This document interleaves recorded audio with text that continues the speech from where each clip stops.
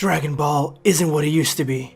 The DBS manga is in a state of turmoil as Gas and Granola go back and forth, fighting back and forth for what seems like an eternity or 5 minutes Dragon Ball time. A full-length theatrical Dragon Ball Super movie has its lowest hype rating since before Dragon Ball Super was even a thing. Compared to DBS Broly, it's in the gutter. The one shining grace that Dragon Ball fans have to cling to find a little enjoyment in Dragon Ball, such as fan animations and fan reviews, are hit with copyright strikes by the same company that is begging fans to come see their theatrical release in the movie theaters. Dragon Ball Super is in a state of chaos. It's crying out, begging for someone to save her. Today, two Dragon Ball YouTubers take it upon themselves to pitch the perfect Dragon Ball Super sequel series. We are BlackScape and Mondo Cool. Like the Jimmy Timmy Power Hour of years past, I have teamed up with the one and only Mondo Cool for today's collab video, where we pitch the next Dragon Ball Super anime series story arc focused on a character that we each believe deserves more attention or has the ability to tell an interesting story with. As far as everything I said in the prologue, I was mainly exaggerating for dramatic effect, sort of. We just want to have a good time and pitch you guys our ideas, and I want to hear your ideas in the comment section below. Who do you think is an interesting character that we have not seen a story about? Let me know in the comment section below. Also, make sure to check out Mondo Cool's channel. Links are going to be in the description. And since he is a guest on this channel, I'm going to go ahead and let him pitch first, then I'll go. You ready for this? Let's find out. What's up everyone, Mondo here. For this video, I wanted to pick a character that was possibly overlooked by many, and kind of unexpected when compared to others who are generally seen in a more popular light. Barring a minor cameo in the Universe Survival arc, he hasn't made a real appearance in the series, the manga specifically, since 1992, just over 30 years ago as of the writing of this script. Gone but not forgotten, the other half of King Piccolo, Kami, Guardian of Earth. While I think fan stories about other characters would definitely be more relevant, I can't help but notice a big lacking of content centering around Kami, who was literally considered to be God at one point in the series. Had to look out with Popo, yeah, I'm with him. Watching Earth, watching hoes, damn. Netflix, watching shows, television. Not only does this one detail alone lend itself to many ideas, but the guy's around 300 years old before he's even introduced in the series. In fact, I believe the nameless Namekian is said to have left Namek as a child in age 261, and wouldn't split into two beings until 461, giving us an extra 200 years on top of that. We could so much as go all the way back before the nameless Namekian separated into Piccolo and Kami themselves, and see his adventures and reasoning for wanting to become the Guardian of Earth. This would set up introducing the previous Guardian, and if we wanted to go into non-canon, his rivalry and eventual battle with Garlic Sr. He's also one of the few who have been around longer than Master Roshi, albeit if we include the nameless Namekian era. So in a spin-off setting, we could even divert to see many pre-Dragon Ball events play out. Master Roshi's youth, Beerus destroying King Kai's planet, the Saiyan Tough War, or little things that would set up stories way down the line. Like in Daijinsu 7, it talks about how in the pre-Dragon Ball era, Dabura sent a demon underling to inspect the Earth. And I just want to point out while researching this, with the nameless Namekian separates into two entities, one being Kami. Technically speaking, Roshi is 31 years older than this iteration. I don't think that would have anything to do with the story, but it's just kinda weird to think about that. I also think it'd be wild to see firsthand how the nameless Namekian launched off his home planet as it fell to the Great Cataclysm, only to land on an alien world, where over time, he would become its greatest protector. Which sounds a bit familiar, but following his life hundreds of years and getting to see his personal struggle, how he would even be introduced to the then current Guardian of Earth, and all the internal workings would give his ultimate refusion back with Piccolo. So much more meaning on top of what it already had going for it. So chapter 1, essentially the aforementioned. We see Namek in ruins as the nameless Namekian is sent off to safety. Landing on Earth about 34 days later, the boy exits the ship to find only what appears to be the very world he left. The sky is a brooding overcast, the heaviness of the wind is audible and palpable, and the flora is struggling to survive at best. But, without a doubt, he has indeed left planet Namek. He has landed in Yunzabit Heights. He would wait here for many days in anticipation of his father's arrival, something that would never take place. The young child does his best to try to make sense of his current situation. While hurt, his caregiver would never arrive. Basic instincts would kick in and he knows he must ascend from the mountains.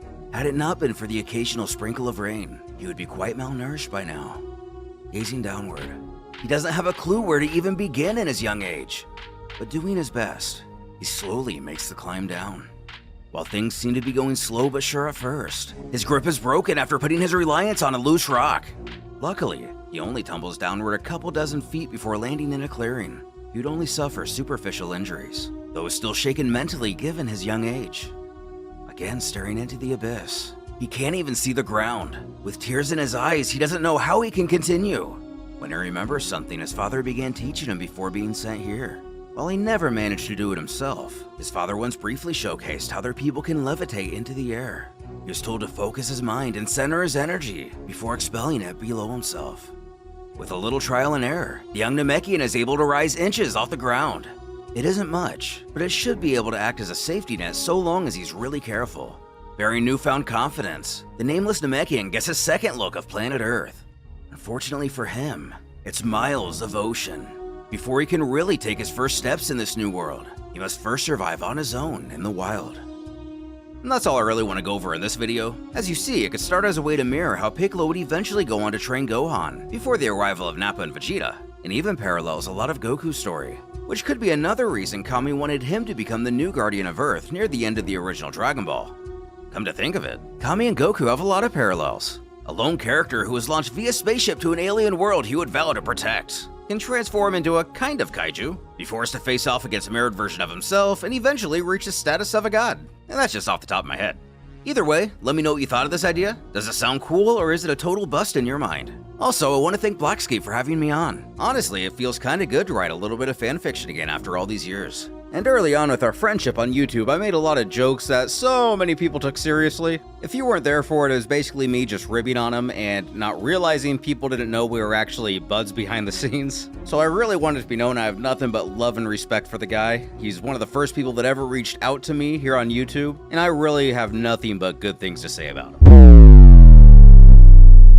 There is one image in Dragon Ball Super that has haunted my dreams forever, and it is this one. Now, how do we get to this picture? This picture that seems so seemingly eerie. A picture that doesn't seem like it should exist, but it absolutely does.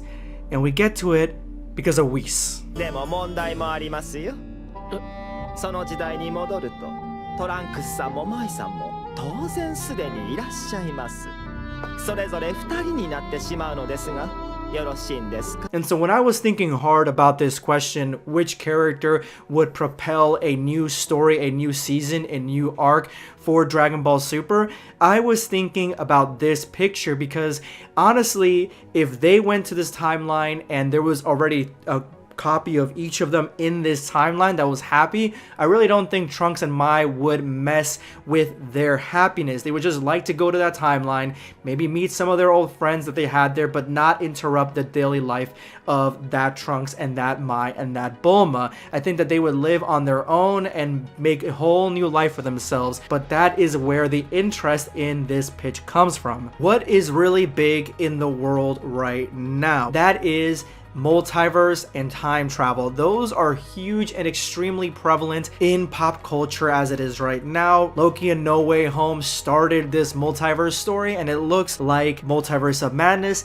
is going to cement it. What's one other franchise that has multiple versions of itself and that has already a video game dedicated to fixing timelines? Yup, Xenoverse 2. I believe bringing Trunks and Mai back to propel the main Dragon Ball Super cast into going on a time travel multiverse adventure, one that is extremely well written. Dragon Ball Super has a golden goose with Trunks. You can tell any story you want with Trunks. You don't have to be restrained to the confines of this universe, of Universe 7, Universe 6. No, you can go anywhere you want. You can make him into a time travel. You can make him into a dimension hopping being. In some sense, make him the start of the first Time Patrollers, but canon version. This brings huge stakes into Dragon Ball Super because every timeline and every multiverse could be at stake. It gives Trunks this new destiny that I feel like he's always meant to have,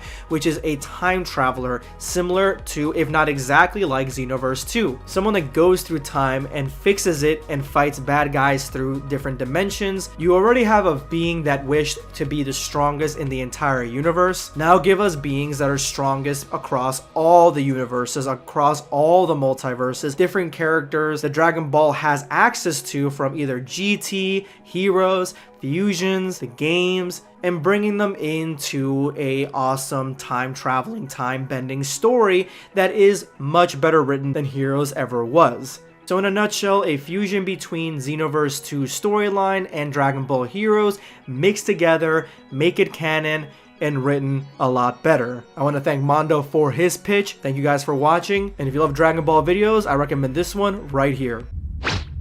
Subscribe for more content. Or